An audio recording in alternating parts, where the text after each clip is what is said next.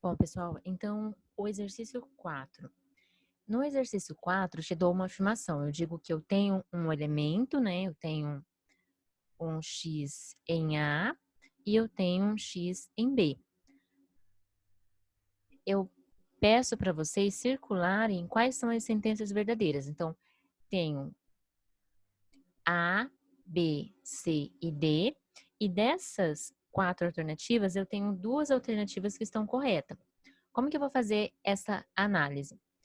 Lembram lá quando a gente viu operações com conjuntos?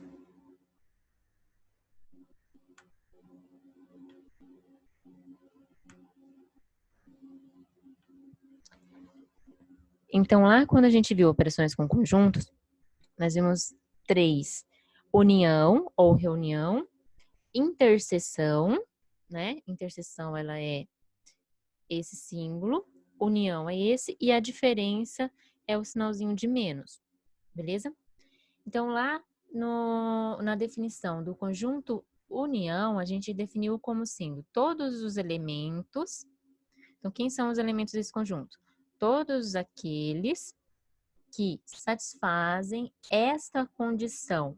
A condição da união é que aquele elemento ele esteja em A ou em B, certo? Então, essa é a condição que o elemento precisa satisfazer para ele pertencer à união de 2 conjuntos. O que isso significa? Significa que se você pegar um elemento dentro do conjunto A união com B, então esse elemento ele tem que estar em A ou ele tem que estar em B. Então, por exemplo, se eu pegasse um conjunto como sendo o 1, 2 e 3. E aí eu vou pegar o B como sendo o 2 e 3. 2 e 4. Beleza? Aí eu vou fazer a união de A com B. Beleza? Quem é a união de A com B? É 1, 2. Lembra que o 2 está nos 2 elementos? Eu não preciso repetir ele. 3 e 4. Beleza? Então, essa é a união de A com B. Aí, se eu pego um elemento ali de dentro, por exemplo, eu vou pegar o elemento 1. Beleza? Prestem atenção. O elemento 1, ele está dentro de qual conjunto? Dentro do A. Então, o que está dizendo aqui, ó? Se eu pegar um elemento dentro da união, então eu peguei, por exemplo, nesse caso, o número 1, ele tem que satisfazer essa regra, ou seja, ele tem que estar em A ou ele tem que estar em B. Peguei um elemento qualquer da união, 1. Ele está onde? Ele está em A ou ele está em B? Ele está em A. Se eu pegar o 2 ele está em A e está em B. Não tem problema. Na união, basta que esteja em pelo menos um dos conjuntos, certo? Não confundam com interseção. O 3, ele está no conjunto A. O 4 está no conjunto B, certo? Ou, se eu pegar um elemento de A ou de B, ele está na união. Então, por exemplo, eu pegando o elemento 1, ele está em A, e ele está na união. Então, eu peguei um elemento de A, ele está em A, percebem que ele está em A, mas ele não está em B? Ele está em A, o número 1. Ele está em A,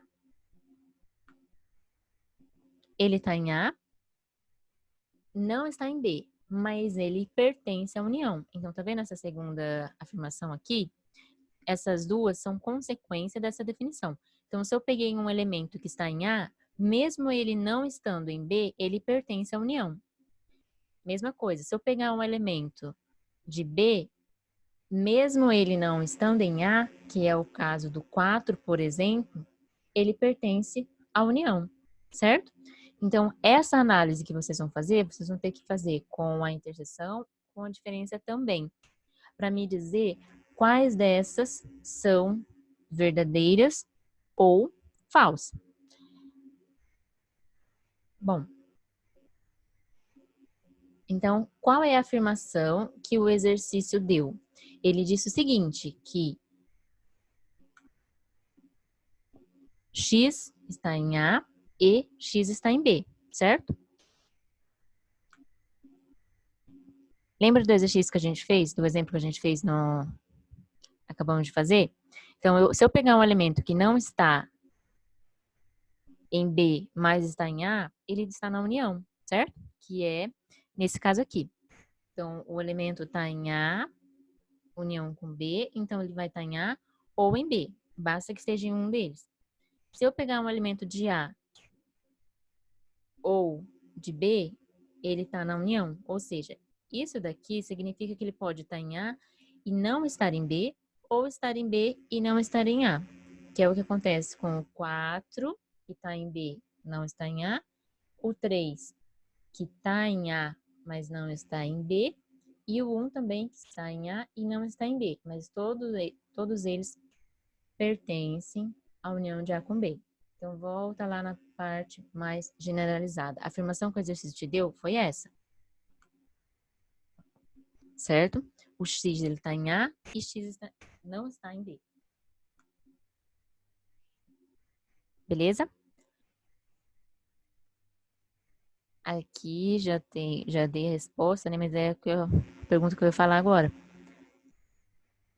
Se ele está em A e não está em B, a partir dessas anotações, que essa aqui é que tem no caderno de vocês,